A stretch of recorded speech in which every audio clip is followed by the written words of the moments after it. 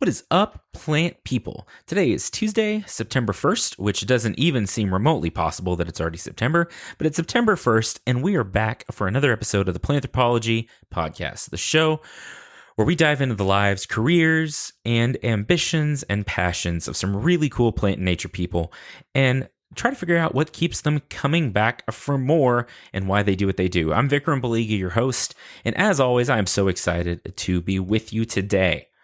Do you like cows? Do you? I know you do. You have to like cows. Cows are awesome. How about cow burps and cow farts and the Cows things eat that and do and walk around? Well, we're going to talk about that a little bit. Also, prairies and fairies and prairie fairies and everything in between. Don't know what that means? That's okay. Stick around a little bit and you will figure it out. Couple of things first.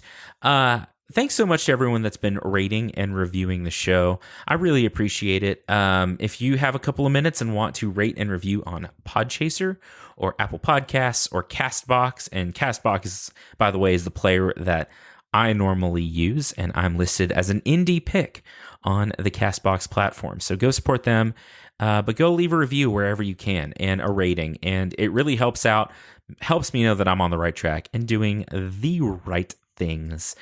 And it also helps keep us up in the ratings and gives us a little more visibility and all of those fun things. So I would much appreciate that. You know, for a little while, I'd been doing a really good job of remembering to put trailers and stuff for different shows at the end of the episodes. And then I'm a big dum-dum, cotton-headed ninny muggins. What did you just say? Cotton-headed ninny muggins? Oh my goodness.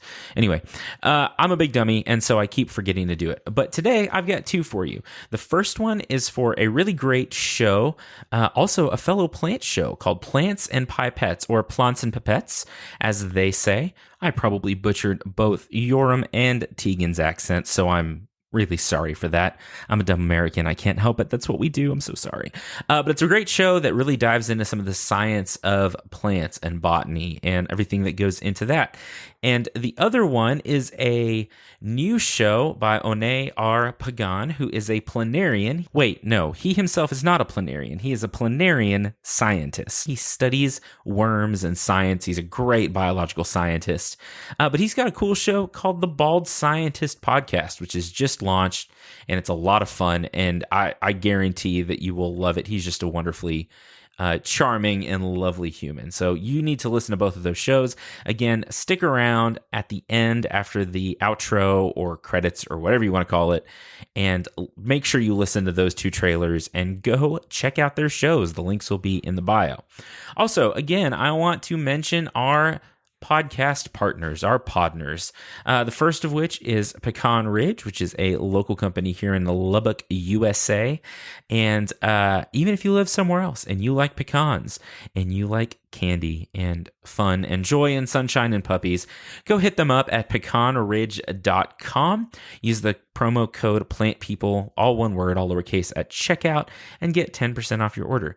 The other one, also a local Lubbock business, literally is Local LBK, locallbk.com. It has a great affiliate program where you can go to a number of businesses, restaurants, movie theaters, really anything and everything that has to do with a business here in Lubbock, get great discounts, get great deals, and support the local economy here in Lubbock, America. So this may be more for my Lubbock listeners or Texas listeners that come through sometimes, but for just $5 a month, you get a membership for this great organization, and $1 of that goes back into local businesses and the local community. So locallbk.com. I'll have a link in the show notes that you can use, and go and sign up and get discounts on stuff.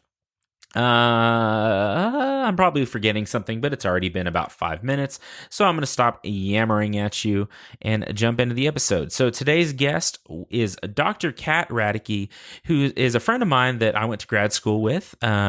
Just recently I'm still kind of in grad school. I don't know what I'm saying, but she just finished her PhD.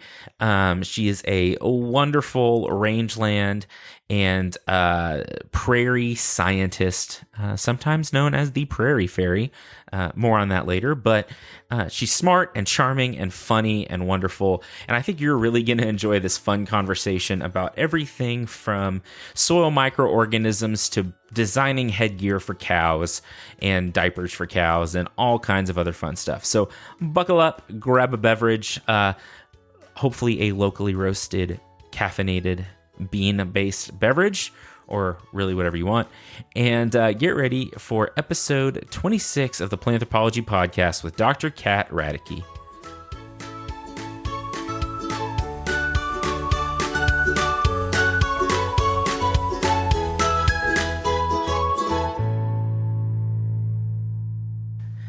All right, well, we are up and running, and I'm here with Kat Radicke today, who is a newly minted Dr. Radicke. So I'll start off and say congratulations.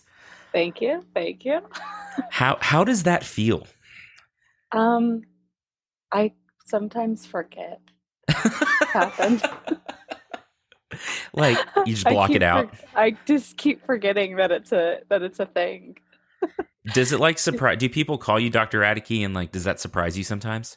The only people who have called me Dr. Radicke so far were everybody on the congratulations email with Dr. Wes, and in my interview last week. But that was the first time people have called me doctor. Okay. Most everybody refuses to acknowledge it. Oh. Well, in my life, at least. Oh, yeah, no. Yeah, no, my fiance is never going to call you. Yeah. No, that's funny. I tried to get I told my brother I was going to make him call me doctor, and he just looked at me like, yeah, okay, sure. Yeah, no. That's going to happen. My brother-in-law and I have a very love-hate relationship. So when we were in Colorado last week, it was, well, I don't know, you have a doctorate. It was over... Let's pick what restaurant we want to eat.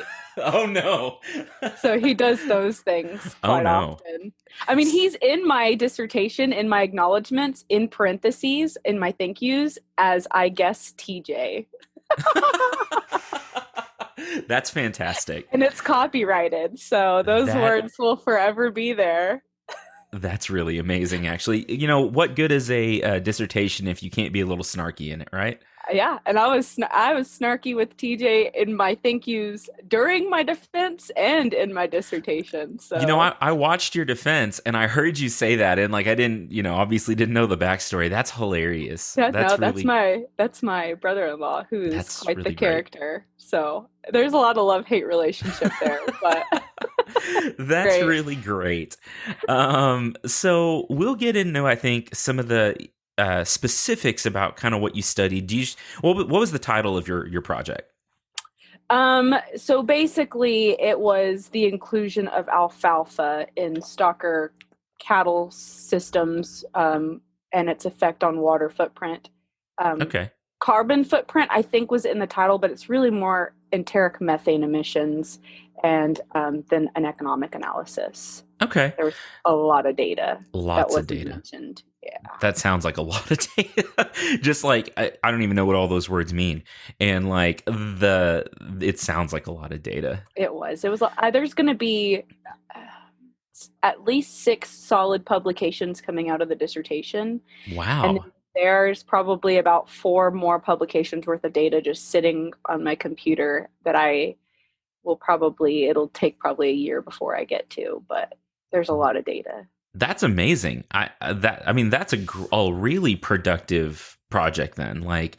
If I get 2 or 3, I'm going to be super happy. Happy.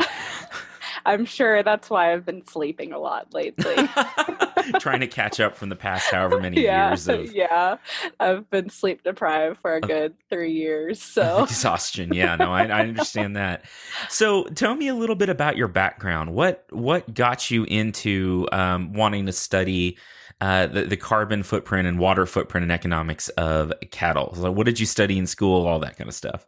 So I've got this really weird background. I grew up on a ranch, but when I came to WT, the goal was to be on the horse judging team. because I'd been around horses my whole life, and I was pre-vet. And so I've got an uncle who is a veterinarian in San Antonio, and I'd worked for him for a little while. And so that was really the main goal in life. And that was pretty steady a goal up until probably my junior year. And we were in a surgery, and I mean, I was pretty good in the operating room, and we were taking out a tumor off of a femur. And I don't know why, but I got sick to my stomach, and I had to go to the corner and put my head between my legs. And the particular veterinarian that was doing the operation said that she did the same thing while she was in vet school, and she eventually got over it.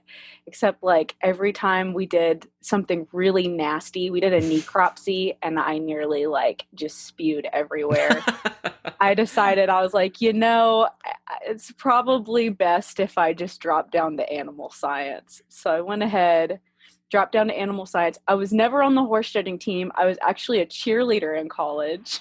Okay. I didn't know that. Okay. Yeah.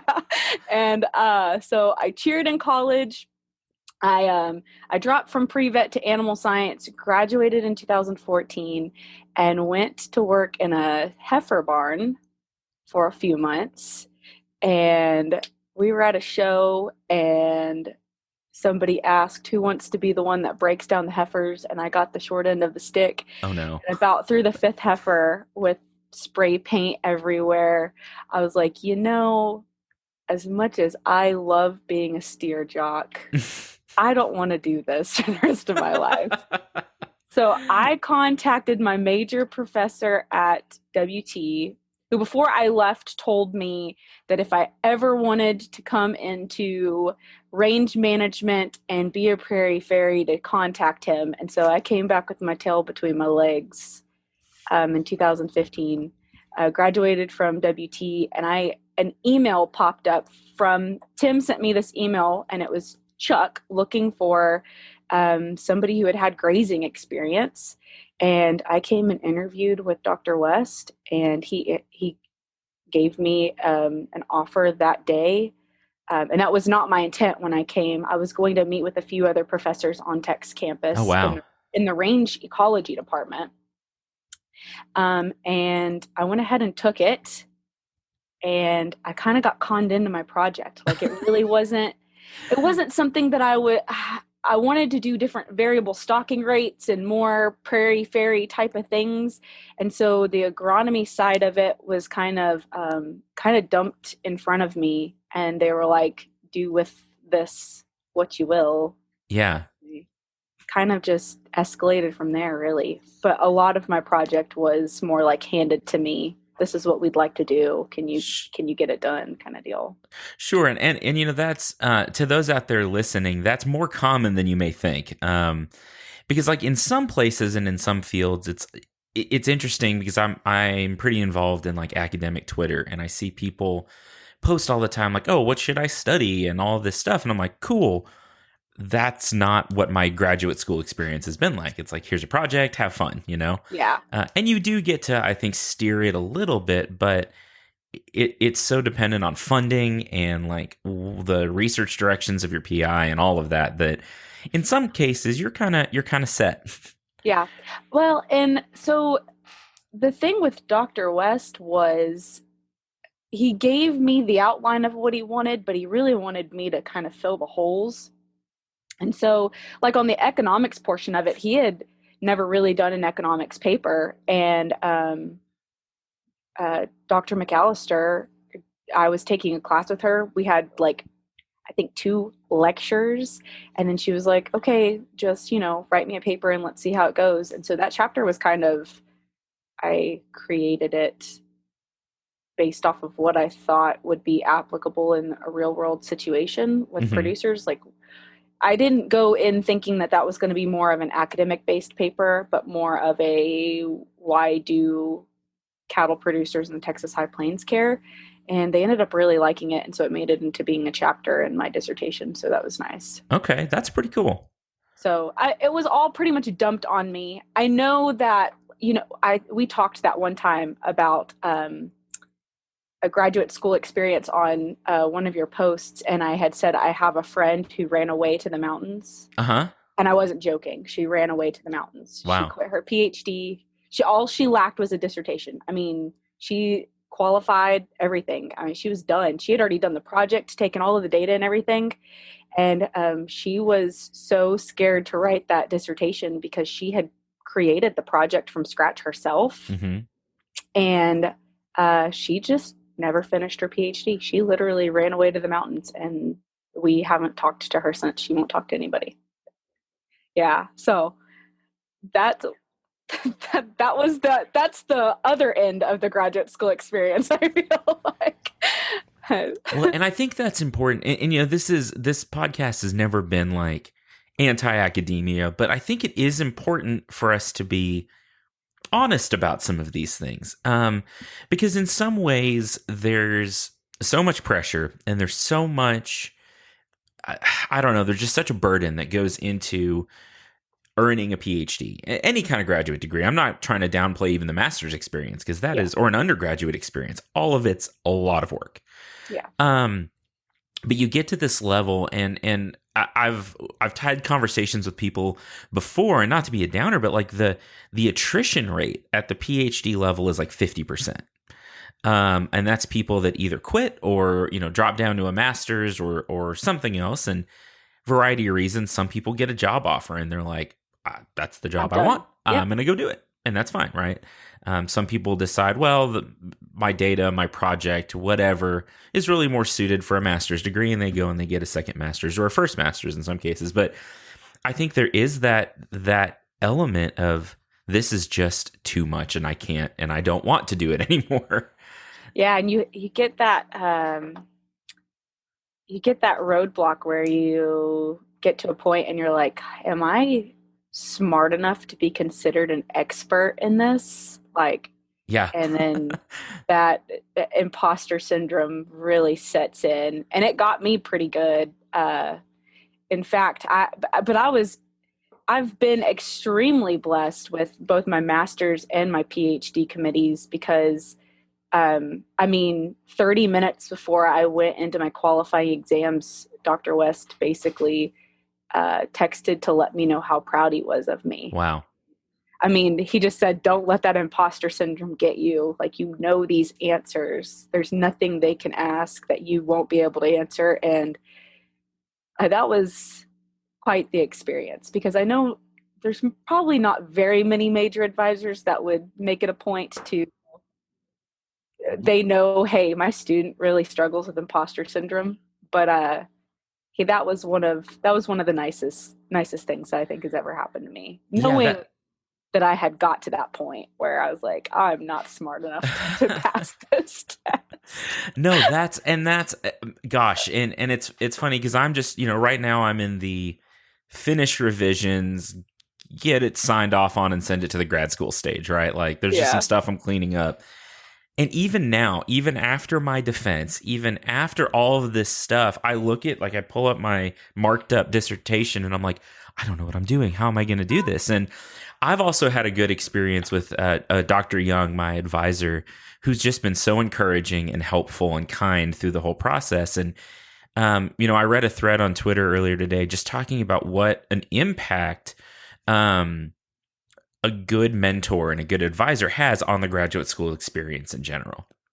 And, as someone wanting to go forward in academia, what are your thoughts on the way that you might one day approach that position? And I didn't prep you for this, but well, and this was actually a question that was asked to me last week in my interview, so I can answer this. When thinking of grad as a mentor to a graduate student, well, let me back up. So I had a mentor as an undergraduate in the department. Was the only he was my academic advisor. So every professor in the department at West Texas A&M is an academic advisor. So we don't have like a Diane Merriman, right? Sure. Holy grail of people. She is like the most amazing person ever, because she does everything for plant and soil science. And so we don't have one of those we do have a couple of those at WT, but they give a lot of the academic advisory advising on like, a handful of students has to go do everything with a particular professor, or they did back then. Sure. Because we had a pretty small ag department back then. And so I quit Palm Squad. He knew I came to be on the horse judging team. I never tried out for horse judging. And then I quit Palm Squad like my sophomore year, and he got mad at me, really mad. And I went home and I cried. I cried in his office, and I went home and cried, and he remembers this. He got really mad at me. And I came back, and his whole thing was, you're fully capable of doing all of these things. Why are you quitting? And I kept saying, well, there's so much on my plate. I can't do this. I'm second guessing my ability to be able to, graduate and be able to stack all of these things on my plate. And he basically said, look, if you don't, I'm going to be extremely mad at you, and I might be mean to you the rest of your academic career. And I was really thankful to have somebody kind of talk me off the ledge and like, put me back on my feet and encourage me just as an undergraduate alone. And then, so for my master's, I had an advisor that was really hands off, and apparently his graduate school experience was awful. And so that kind of, was brought up, he gave me the horror stories of PhD life before I came to Texas Tech. And then I got here, and my advisor was nothing like those horror stories at all. And so I think like that is, and nobody on my committee was really like those horror stories. I mean, everybody was, I had Dr. Slaughter, Dr. Singh. I mean, those are all people that they motivate their students pretty good. Yeah. Even being the smartest people in the room. Right. Which is, your imposter syndrome setting in, and you've got Darius Malinowski, which is this genius hibiscus breeder in Vernon. You've got Lindsay Slaughter sitting in your room. You've got Dr. Singh. You've got Darren Henry, who is a genius when it comes to animal science and statistics. And so I've got this whole, and Dr. McAllister, and then Dr. West, who I've been told is like the god of tall fescue. He wrote, if you look up any papers on tall fescue, he is he's all over the place. And so I'm imposter syndrome is setting in, and the walls are closing in, and I'm surrounded by the smartest people in the whole world, and they're about to butcher me on questions. And my major advisor says, you're one of the smartest people in the room, and I want you to know that, and I want you to keep that kind of confidence. And I don't think I wasn't expecting that, because I've been told that in a preliminary exam, your committee's just out to get you. Yeah.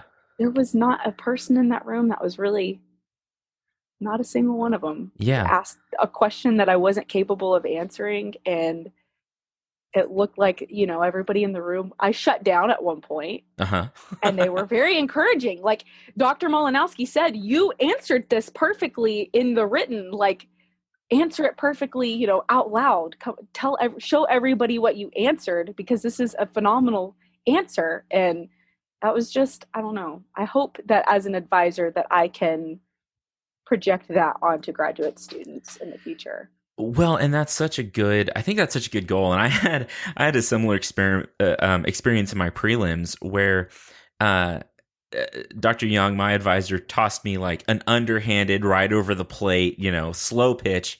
And I like swung and missed hard. Like I just totally whiffed it. It was it wasn't exactly this, but it was pretty much, what's photosynthesis?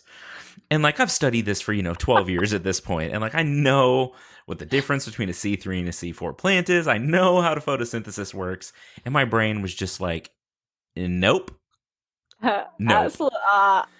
And so like I'm like sweating, and I generally don't get like test anxiety or like, performance anxiety in that way. And it was like, your brain was just like, no, my brain was just like, no, you're done.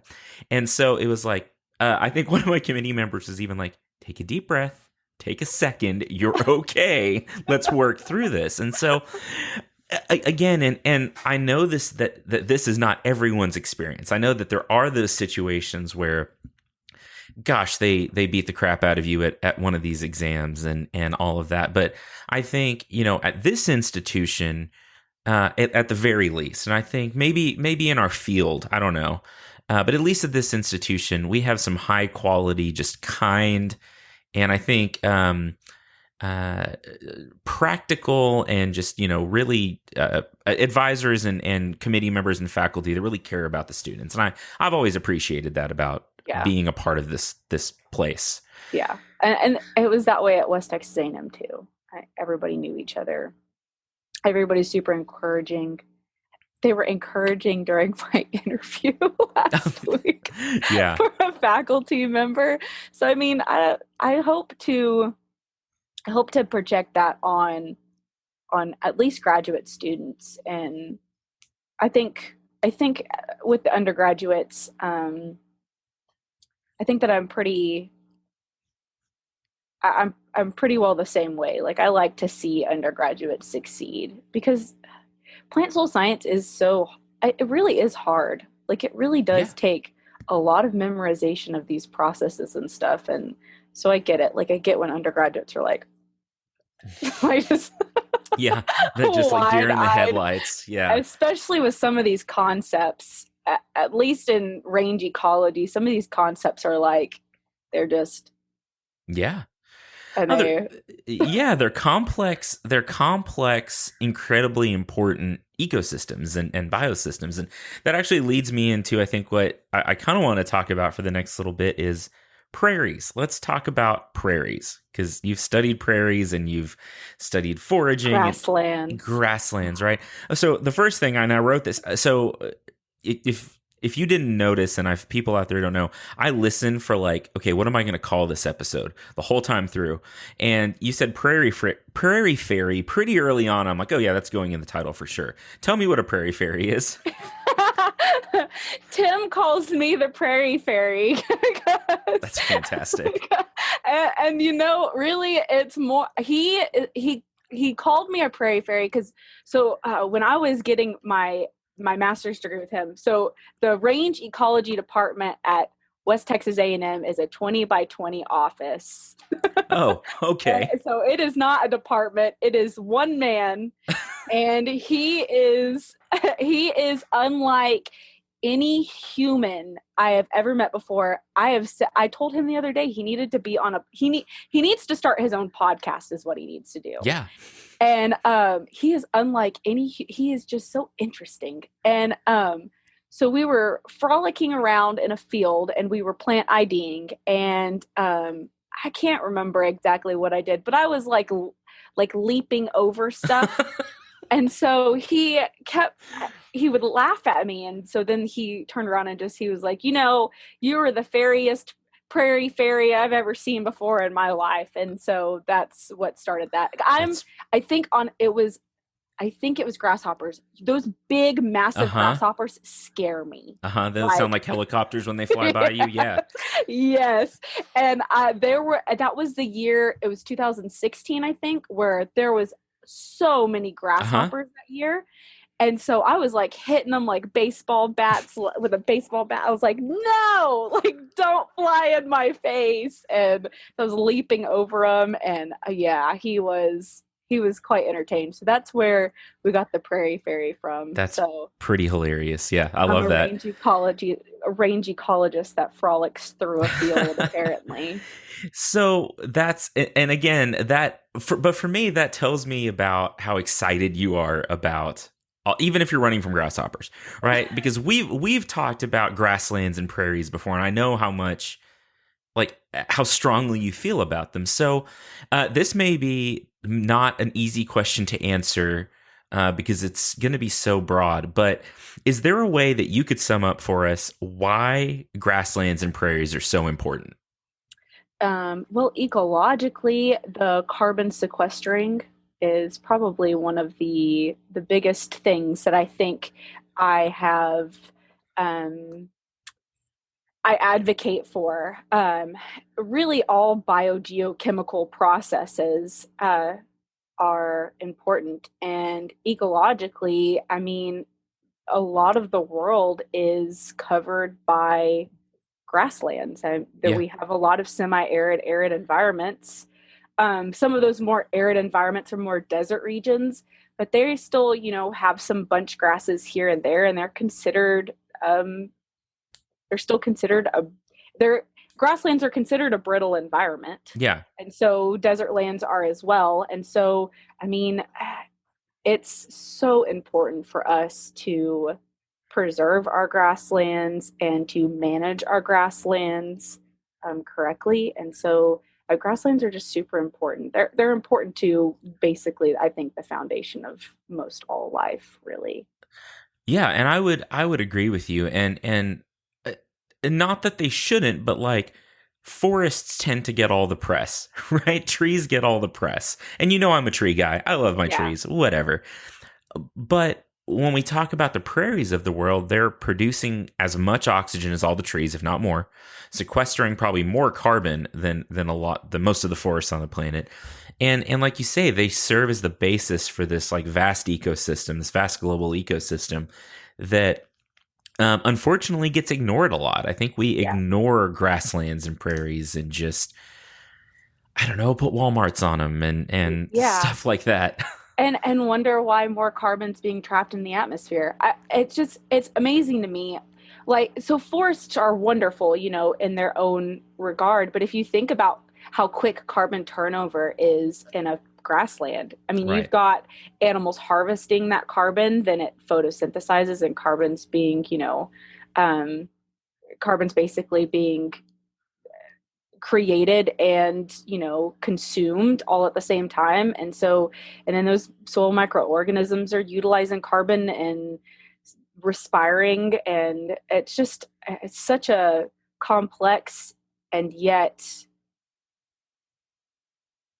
hard ecosystem to manage, and we manage it like it's easy and think that there's a one size fits all kind of formula for it. And they're just really, we consider in an ecological succession that forests are at the end of that ecological succession. Mm-hmm. And so they're very stable environments.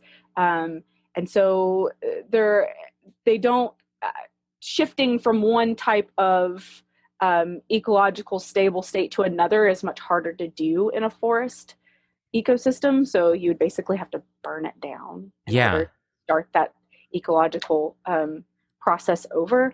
And so grasslands are not. I mean, we can shift a stable state quickly, really, and degrade things in an instant, really, and in a matter of years. And so, I don't know, they're so fascinating to me just because they're so dynamic. They really are. And, absolutely. And like up here on the high plains and south plains, kind of in this part of the world where we live. And I think you almost have to just kind of see it to understand what this part of the world is like. Like we always joke that you can watch your dog run away for 2 days here. Because 200 and plus miles north to south, it drops off at a foot per mile. That's the slope. Which is pretty much not a slope, right? and so, if you were to go back 500 years and just stand and look all around you, it would be grassland, waist high grass with, maybe some taller plants, the occasional mesquite tree, and that's, brought up from somewhere, and some forbs, but pretty much you would see a sea of grass as far as you could look. Yeah. But it's so complex even in that. And I think that is not something, I think, in our, how do I say this? I'm trying to figure out how the best way to say this is. I think people don't experience grasslands like we experience other ecosystems. And what I mean by that is we're so urban today in our world that when people think, oh, I'm going to go get out into nature, they're not going to go stand in an empty field. They're going to the mountains. They're going the beach or somewhere that's maybe a little more scenic. Yes, right. That's charismatic. We use one of my, I interviewed an animal person a while back, and we talked a little bit about charismatic megafauna, right? All the big animals that we think are super cool, and then we ignore the little guys sometimes. And I feel bad for prairies a little bit because they get ignored. We do. We ignore them quite a bit. but I think and again, this sounds this sounds how it sounds, but like there is a type of like peace and quiet on the prairie in a grassland that you can't get pretty much anywhere else. It's unique, and the skies are big and the stars are bright, and it's kind of amazing. Yeah, I would agree with that. So just to talk a little bit more about your work and kind of just whatever, parts of it you're most excited about that you want to discuss. And you've talked about some of that already, but, you talked about and you studied grazing to a certain extent, right? And like how, so can you tell me a little bit more about some of these, interactions that you looked at between cattle and other animals and the land on which they live?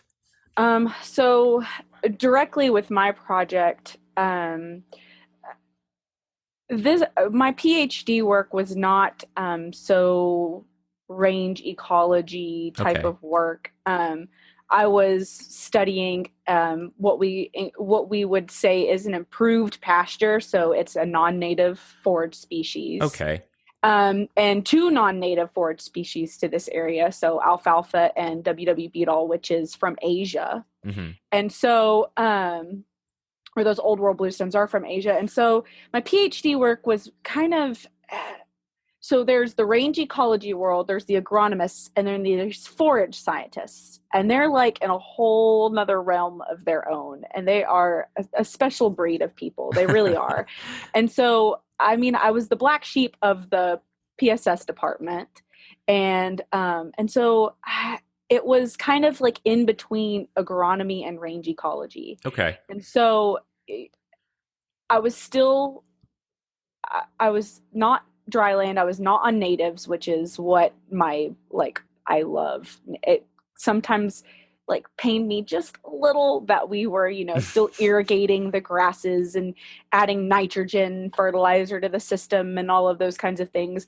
But I mean, that's kind of how you manage a forage system when you're haying and grazing with stocker cattle. And so, really, I think the biggest aim of the study was, and I kind of had to come to terms with this, is that, I think that it's like in our department, and maybe not just our department, but really with Texas Alliance for Water Conservation, that small little office, I think everybody's dissertation and theses has started with this sentence: we are depleting the Ogallala aquifer faster than the recharge. And so I was coming up with an alternative, less water intensive grazing system that can still be lucrative for producers in the Texas High Plains. And so that was the main goal. And I had to come to terms with it and embrace it. And so I just looked at it from a systems approach. How do these plants and animals interact with each other? How do these plants, what kind of impact do they have on the animals? Not with just gain, which is what we care about, but enteric methane emissions. Let's talk environmental, And so the enteric methane emissions was very interesting, coming from an animal science ruminant nutrition background, but I didn't ever want to be a ruminant nutritionist. So I still got forced into doing that, which was honestly, it was fun. I pushed back at first, but then at the end I was like, they got me. They knew how to get to me. I was a recovering animal scientist and they got me anyway. And so I did the enteric methane emissions, and that was fun. And then I got to help Dr. Slaughter with her soil gas fluxes, which was super interesting. So, and then, Billie Jean, that's the project that she's doing. And so I hope that I can continue doing those soil gas fluxes with them in her little group, because that's extremely interesting, thinking about organisms you can't see.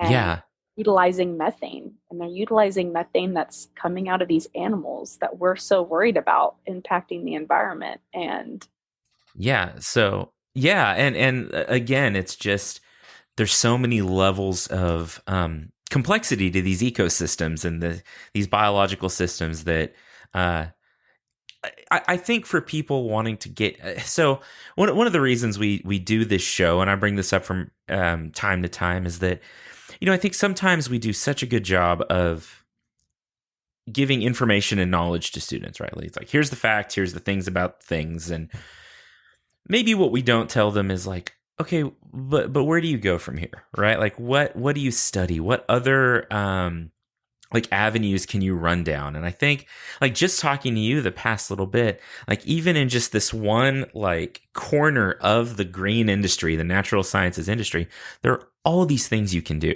There's all this fascinating biology you can study and ecology you can study, and sometimes it's like, I kind of love being in a field where the hardest thing sometimes is to pick what is the most interesting thing of all these interesting things. Yeah.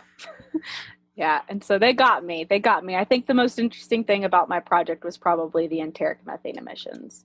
Okay. Which, was not the goal with the project to be the most interesting thing, but it was the most labor intensive. And now that, Burger King has decided to come out with their controversial, oh man, feeding lemongrass to reduce methane emissions when UC Davis didn't even see a statistical difference. It's just one of those where now I'm in that world, and those scientists are crazy. And it's just so much fun. Like, it's so much fun to be in that world. It's so much fun to dip my toes into those things. And it's like, once you know about it, it's like you cannot help but care, right? Yeah. Like, I think it's easy if you're uninformed for like that commercial to go by on TV and be like, oh, okay, whatever.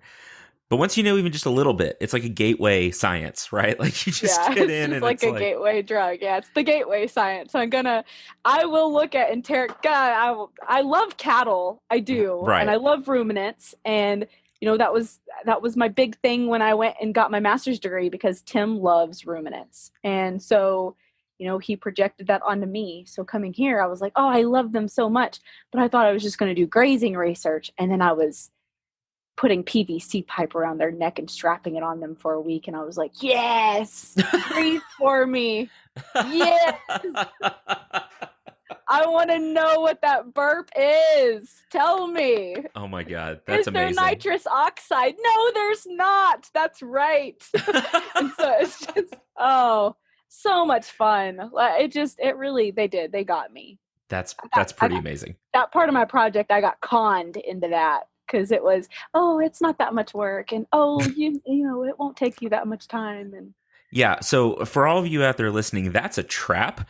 If you are told, oh, it's just a little work, this won't add much, don't believe them. They're lying to you. It took. There were some people that were very upset with that project just because of how much labor it took. Oh, I'm sure it's a lot. A lot of man hours. Yeah. A lot of man hours. I mean, I woke up at 4:00 every morning, and I would get home about 10:00 every night before I could lay my head down. It was probably 11 or midnight, and started over 10 days, twice the summer. And that was just the actual collection period. I mean, I had to build everything I strapped onto those animals. Yeah.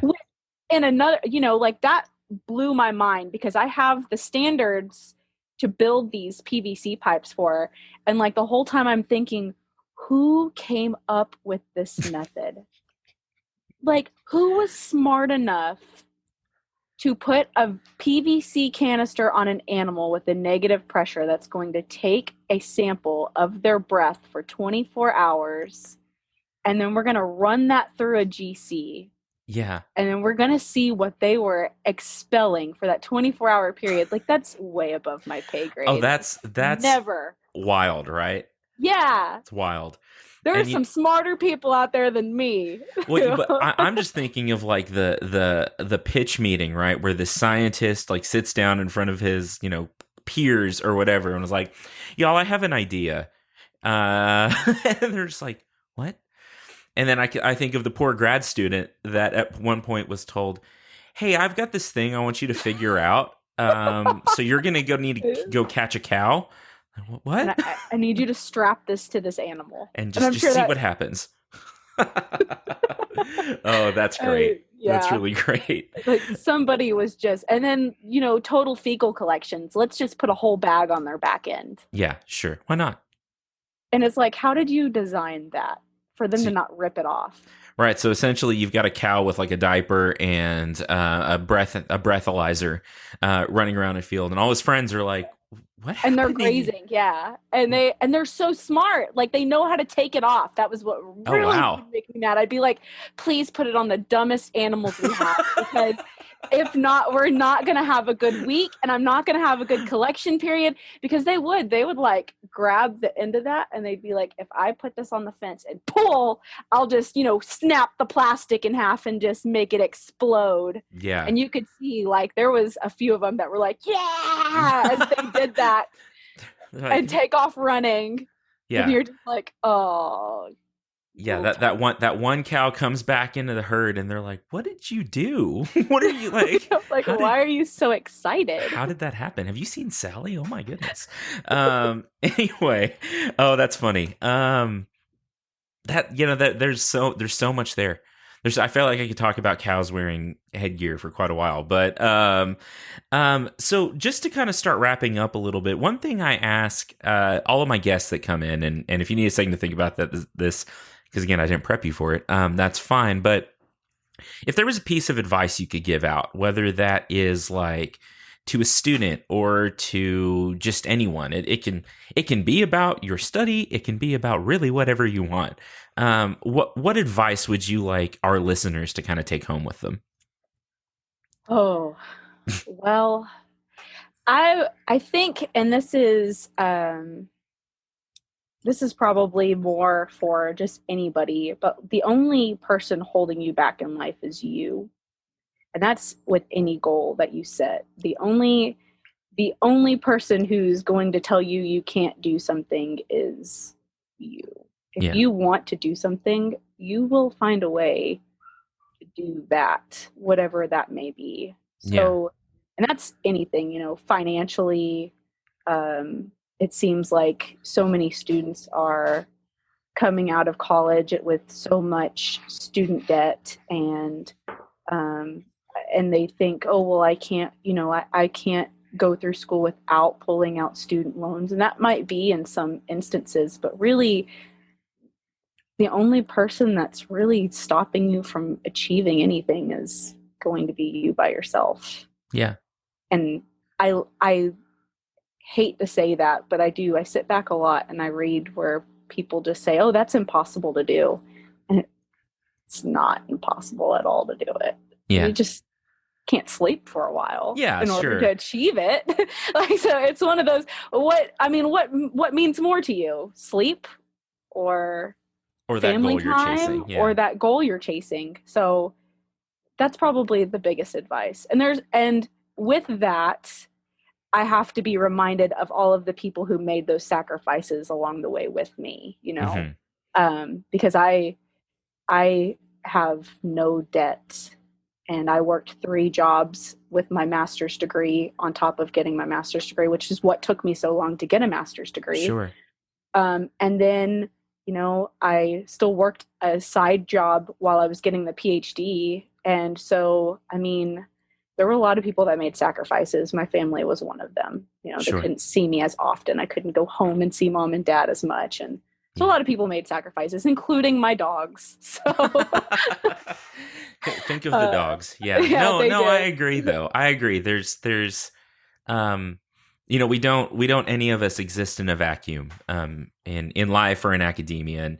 And sometimes it's easy for, I think, us, as we're kind of struggling through this process, to kind of insulate, right? And be like, no, I have to just bear down and just do it myself. But there's the people that hold us up through the whole process, that pay a lot of the dues along with us. And I definitely feel that as well. But gosh, I really enjoyed that. I could talk about this for a long time. And we may have to talk again sometime about cows, but because I really cow like personalities, cows. They're hilarious. I tell you, I like cows.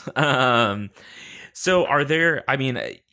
Is there anything you want to plug? Normally, I give my guests the chance to, like, if you want people to find you on social media, to tell them where. If you don't, that's okay too.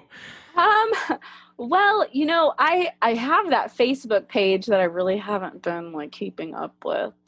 But I've been. What is it called? Hold on. Let me see if I can. I don't even remember what my page is called. I think it's the I think it's the Ecological Academic, and I'm planning on like getting on there and being able to post more soon. Okay. Because I really I was going to start like a blog. Yeah. And then that didn't go over so well. Yeah, the Ecological Academic. That's my Facebook page. Okay. That I've been not keeping up with. But people can go follow me. I think I have like 5 followers. There you go. Well, maybe you'll pick up a few more. Yeah, well, and with my master's degree, I had a fan page for Tim, and it was amazing. And we got all kinds of people that just love to follow Tim. And I was like, oh, I'll start one too. So it is Kermit the Frog, and he does have a black shirt on that says "Take me to your cedar." So that is the page. That's. I love that so much. And with a match, it has a match and it says "Take me to your cedar" to burn down the cedar trees. That's really funny. Yeah, I dig it. Yeah. Woody species encroachment. It's a real problem on the high plains. Yeah, darn those trees. I know. Trees and shrubs. I know. Trees and shrubs. Yeah. So anyway, yeah. So if you come across the Ecological Academic, it is Kermit, and he does have the famous "Take me to your cedar." It's fantastic. That's fantastic.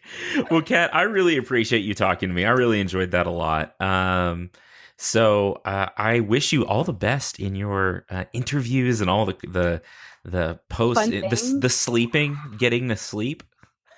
Because the whole thing, my whole thing now is that, unemployment is approaching on me come September 1st. I always just went back to school when I thought I was going to be unemployed. Yeah, no, I've done the same thing.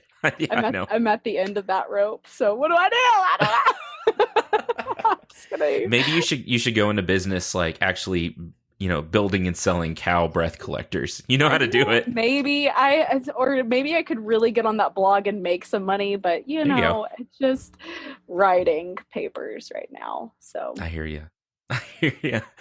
Well, thanks so much again, and thanks to everyone for listening. I hope you had as much fun with that as I did, because I really enjoyed that. And we will talk to you next time. All right, thanks. See you later. Bye, Vic. If you're having a rough day, at the very least, just be grateful that no one has had to build a plastic contraption to strap onto your neck to evaluate the contents of your lunch. Y'all, thanks so much for listening. I really enjoyed that episode. I could talk about grasslands and prairies a lot. I think they're important, and I think it's something that we need to be spending more time discussing and more time focusing on. Thanks so much, as always, to the Texas Tech Department of Plant and Soil Science for supporting and sponsoring the show, and just giving me the freedom to do it and to talk to so many really cool plant people. I hope all of you out there listening are still doing well. I know the world is exploding and crazy and weird, but y'all, it is still beautiful. Cows are still hilarious and smart, and there are things that are still worth living for and fighting for. And I don't want you to ever forget that. You people hang in there, and we will all get through this. Find us on social media, Twitter, Instagram, Facebook. Search for Planthropology. It's anthropology with a PL slapped haphazardly on the front. And look for the little green background with the little white tree, and that'll be me. Again, rate, review. If you want to support the show, hit us up at patreon.com/planthropology. Join the Planthropology's Cool Plant People Facebook group. It's a lot of fun, and the folks in that group really live up to their name. Thanks for listening. Stick around after the credits again for trailers from Plants and Pipettes, as well as the BaldScientist Podcast. And join me back here, same bat time, same bat channel, for episode 27, where we will talk about the wild world of algae. You guys keep being cool and listen to these trailers starting in 5, 4, 3, 2, 1, go. Do you like plants? Really, really like them? Do you wish you could get a glimpse at how they work on the inside, how they grow, flower, avoid problems like drought and heat, and how they defend themselves against attacks? Well, we do too. That's why we at Plants and Pipettes explore the fascinating inner workings of plant molecular biology in our podcast and on our blog. Did you know that bumblebees can control the flowering time of plants by gently biting on them? Or that soap bubbles are great for plant pollination? We are Tegan and Yoram, two plant scientists who escape the lab to bring you the hot new research without all the scientific jargon. Plus, we talk about topics of diversity and equality in the academic system. And bring fun science facts from the last week. Oh, and we talk about cats. And sometimes also we rant. You can read our stuff on plantsandpipettes.com or search for Plants and Pipettes in your favorite podcast app. Plants and Pipettes. We talk plant science.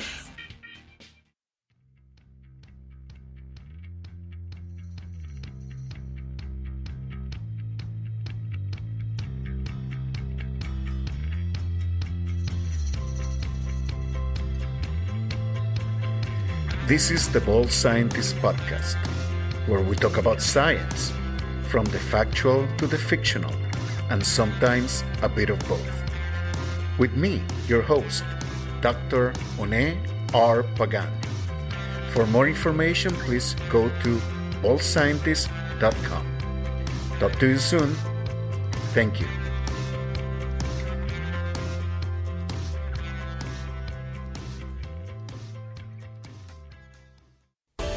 This has been a transmission of the Podfix Network. For more about this show and other great Podfix programs, go to podfixnetwork.com.